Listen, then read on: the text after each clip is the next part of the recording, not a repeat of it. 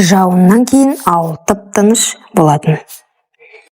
Әлихан мен Зере ауыл шетіндегі ескі үйге жауыннан қашып кіргенде ешқайсысы бұл түнді ешқашан ұмытпайтынын білген жоқ. Зере күйеуінің інісі, Әлиханды бұрыннан сыйлайтын, үндемейтін, тұйықтау жігіт еді. Бірақ ол күні бәрі басқаша еді. Күннің көзі батар-батпаста Зере сиыр сауып жатқан. Кенет аспан күркіреп нөсер құйды.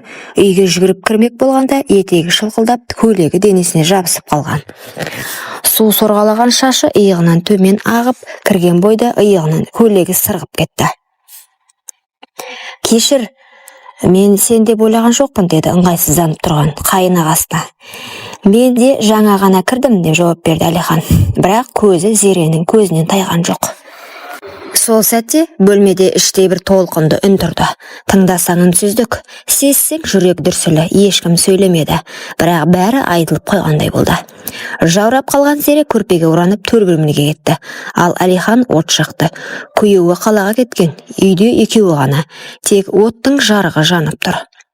«Киімдерім су болды, кешір», деді Зере ақырын ғана. «Қаласаң шешіп, оттың қасына жайып қой, мен теріс қарап отыра тұрам», деді Әлихан біртүрлі тұншыға сөйлеп.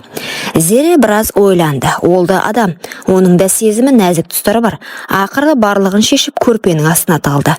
Бірақ ол қимылдаған сайын көрпе қозғалып, иығы мойны ашылып қала берді. Әлихан бұл көріністен көзін ала алмай отырды. «Қызық», деді Зәуре, даусы дірілдеп. «Не? Сен мені әйелің деп емес, басқа біреу деп елестетіп отырсың ба?» Бұл сұрақ Әлиханды дір еткізді. Не жауап берерін білмей қалды. «Жоқ», деді ақырын. «Бірақ сенің күйеуің менің інім. Ал мен тек келін ғанамын ба?» Көз қарастары түйісті. Оттың жарығы екеуінің жүзін жыпылықтатып жарықтандырып тұрды. Ешкім ештеңе айтпады. Бірақ тыныс алу, көзбен ұғысу, тербелген көрпе бәрі айтып жатты. Ішкі дауыс тоқта десе де екеуінің де көзі шегініссіз қатып қалған. Таң атқанда Зере тым ерте оянды. Қасында ешкім жоқ еді. Көрпе әлі жылу сақтап тұрған. Босағада Әлихан үнсіз отыр, терезеге қарап. «Сен бәрін түсіндің бе?» деді Зере. Үні дірілдеп. «Иә, және ештеңе болмағанын да білем», деді ол. «Шынымен біз бір ғана сәтке шекарада тұрдық, бірақ біз ештеңе істемедік. Иә, бірақ ішімізде бір-бірімізді шешіндіріп үлгердік». Зере үндемеді. Ол да білетін. Ол түні ешкімнің денесі тоғыспаса да, ойлар мен сезімдер шекарадан асып кеткен. Кейін бәрі бұрынғыдай болды, бірақ ешқашан бұрынғыдай болмады. Зере мен Әлихан ешқашан бұл туралы сөйлеспеді. Бірақ біріне қараған сайын іштерінде өрт тұтанып кететін. Жауын жауған сайын Зеренің денесі тітіркеніп, сол түні есіне түсетін. Әлихан от жағып отырған сайын көз алдында көрпенің астындағы Зере елестейтін. Бұл құпия, бұл шекара, бұл ешқашан болмаған, бірақ ешқашан ұмытылмайтын бір түн болды. Бір аптадан кейін Зеренің күйеуі Нұржан қаладағы шаруаларын бітіріп үйге оралды. Бәрі бұрынғыдай арқа-жарқа қарсы алғаннан кейін дастархан, шай, жылы сөздер. Бірақ Зере бұрынғыдай емес еді. Ол күйеуінің жанында отырса да көзімен Әлиханды іздейтінін шығарды. Әлихан да онымен көз түйістірмеуге тырысты. Бірақ бұл екеуінің арасында үнсіз от өшпеген еді. «Сен жауыннан кейін суық тигізіп алмадың ба?» деді Нұржан. Зере еріксіз жымиып. «Иә, суық, бірақ от жаққан еді», деді. Өзі де байқамай. Күйеуі жай ғана бас изеді. Бірақ Әлихан төргі бөлмеден сығалап тұрған. Ол бұл жауапты естіді. Ол оттың басында отырған кешті екеуі ұмытпағанын білді. Сол түні Зере ұйықтай алмады. Күйеуі жанында жатыр. Бірақ көзі жұмылған сайын басқа көз қарасы, басқа дем, басқа оттың жылуын елестетті.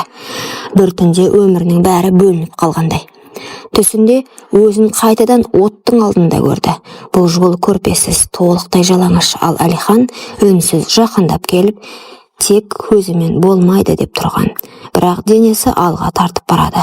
Түстен оянғанда денесі балбырап ұялғандай болды. Бірақ өзінен емес, ойынан. Арада біраз уақыт өтті. Күндер, кештер, шайлар бәрі қалыпты. Бірақ Зере мен Әлихан арасында үнсіз тілдесу ұзақ көзқарастар жай ғана сәл тоқтап күлімдеу бәрі үдей түсті. Бір күні түнде Зере су алуға шығып сыртқа шықты. Сол кезде қора жақтан бір көлеңке қозғалды. Жүрегі зіркете қалды.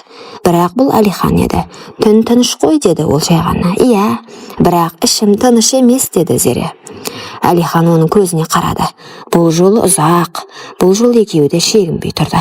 Не істеп жүрміз біз осы деді Зере ақырын. Бұлай болмайды ғой. Бірақ болып қойды ғой деді ақырын тұншыға Әлихан. Кенет алдынан есік сықыр естілді. Зере селк етіп үйге қарай жүгірді, ал Әлихан түнде сіңіп кетті. Ертеңіне бәрі бұрынғыдай болды, бірақ Әлихан Зереге қағаз қалдырды, қысқа ғана сөз. Түсімде сен үнемі оттың жанындасың, көрпенің астында. Сен мені неге түсіңде шақырасың, Зере? Зере хатты қайта-қайта оқыды. Жауап бергісі келді, бірақ қалай? Күйеуінің көзіне қарай алмай жүрген келін өз жүрегімен күресе алмай қалды. Сол түннен кейін көп ұзамай Зеренің бас айнала бастады. Асқа зауқы соқпай әлсіреп жүрді. Алғашында өзі де мән бермеген, бірақ бір күні шай құйып отырып қолындағы кесені түсіріп алды. Әлсіздік пе, әлде жүректегі қорқыныш па? Өзі де білмейді. Енесі, келін-ау, сен түрің бір түрлі. Әй, аяғың ауыр емес пе деді. Зере естіп тұрған білсе де үндемеді. Басын шайқады. Бірақ сол түні дүкенге өзі барып тест алды. Жауап біреу еді. Екі сызық. Қолы дірілдеп отыра кетті. Күйеуімнен бе? Әлде ол кезде күйеуі қалада еді. Бірақ жоқ, мүмкін емес. Бір сәтке ғана еске түсті. Сол жауыннан кейінгі түн, көрпенің астындағы дем. Оттың жарығында өртенген сезім. Тіпті ештеңе болмаған күннің өзінде денесімен емес, жанымен берілу еді. Мен оған ештеңе істеген жоқпын, бірақ іштей мен сол сәтте соны қалап тұрдым деді. Күйеуі күлімдеп кіріп келген күні Зере не істерін білмей қалды, төсекте үнсіз жатты. Күйеуі құшағына алғанда денесі емес, жаны қысылды. Бір кеште бәрі ұйықтап жатқанда Зере сыртқа шықты. Ай астында жалғыз тұр еді. Артынша Әлихан да келді. Сен де ұйықтай алмай жатырсың ба деді. Жоқ, бәрі жақсы ма Зере деді ол, біртүрлі елеңдеп. Жоқ, ұзақ үнсіз орнады. Менің аяғым ауыр сияқты деді. Әлихан қозғалдықтап. Сүйгеніңнен бе деді. Мен оны сүймеймін, ол тек күйеуім деді. Зере деп сыбырлады ол, бірақ Зере көзін жұма салды. Егер сенен болса, не істейсің? Әлихан демін тартып алды. Сен ештеңе айтпа, бұл сыр. Менімен бірге кетсін. Егер керек болса, мен кетемін. Мен жоғаламын. Жоқ, сен кеткенде мен жалғыз қаламын ғой. Сол түн екеуі тағы ештеңе істемеді, бірақ енді бұл үнсіздіктің өзі кінә секілді ауыр болды.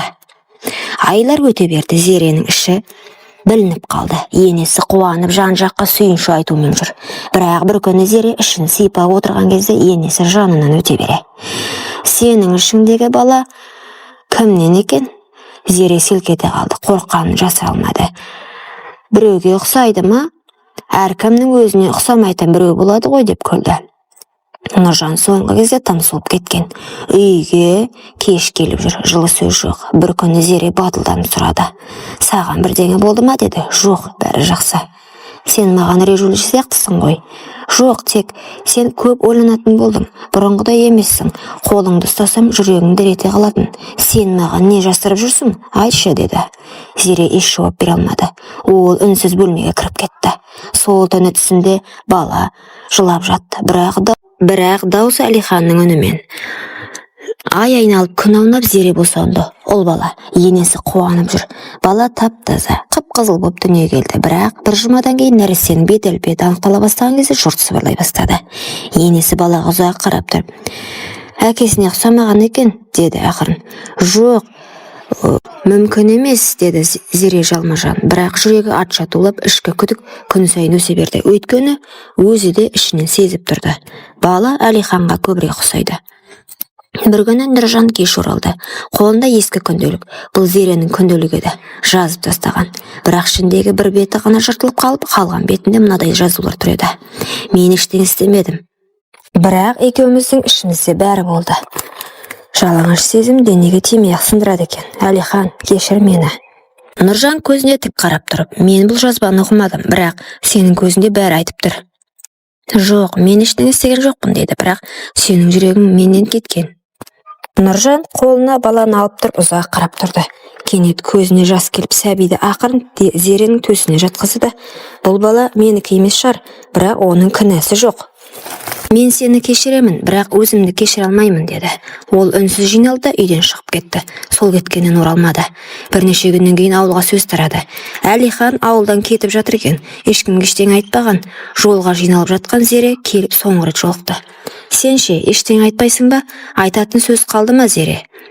Бала, ол менікі болсын болмасын, мен оны ешқашан көре алмаймын. Неге? Себебі мен күн сайын сенің көзіңнен өзімді көріп, өзімді жек көргім келмейді. Зере егіліп жылап, басын оның иығына қойып, мен саған ешқашан тәнімді бермедім, бірақ жанымды беріп қойыппын. Сол жан менің өмірімді алып кетті. Сол сөзбен Әлихан бұрылды да мүлдем кетіп қалды. Ауылға қайтып оралмады. Зере қайынағасымен болған бір сәттік әлсіздіктің құнын өмір бойы төледі. Нұржан сол кеткеннен қайта оралмады. Ауылда өсекке қалып, енесіне қарабет болды. Бірақ ол ешкімге шағынбады. Басына орамалын тартып, ұлының көз жасына қарап өмір сүрді. Бала күнәсіз еді, ал Зере сол күнәні жүрегінде көтеріп, жалғыз ана болып қалды. Құрметті оқырман, өмірден алынған шынайы оқиғаларды тыңдағыңыз келсе, менің арнама тіркеліп, лайк, комментарий жазып қолдап кетіңіздер. Келесі кездескенше.